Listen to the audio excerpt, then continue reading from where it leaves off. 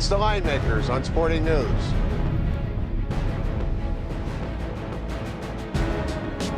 Welcome to the Line Makers on Sporting News. I'm Micah and Rick. With me is Rick Aaron, talking some Big Ten basketball.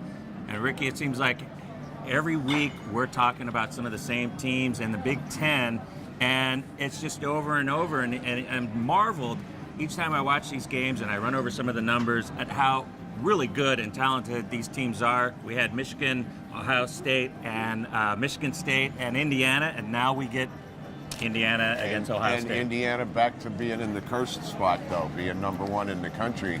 And, you know, I mean, this is just, it's been like 3 weeks in a row we've seen a number one team in the country go down, right? Yeah. And you're in the Big Ten. There are just no easy games. I mean, Indiana comes off of Michigan, then has to go to Illinois. Now they have to go play at Ohio State. And every game's a war in this league.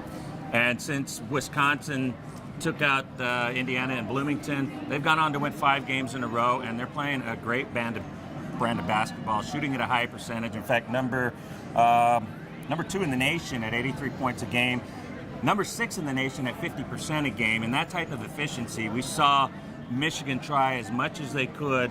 They just couldn't keep up with that type of pace and that type of excellence. And how are the Buckeyes going to slow them down here? Well, I don't think they're not going to run with them. And first of all, Indiana's only played 5 true road games. And the toughest team they played on the road so far is probably Iowa, and they won by 4. Okay? And, they have to prove it to me that they're the same team on the road that they are at Assembly Hall. We know how good they are at home, and they get it going, and the crowd gets going, and it gets frantic. This Ohio State team is very, very good defensively. Deshaun Thomas, we all know how good he is at 20 a game.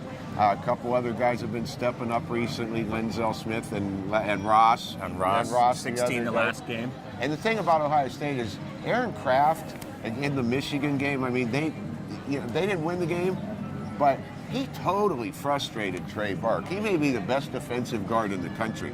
I think that's fair to say. I think we could officially say he is. Right. I don't think there's any doubt about it. So what are we looking at here now? You just don't want to take the points with the Buckeyes at home. You're thinking...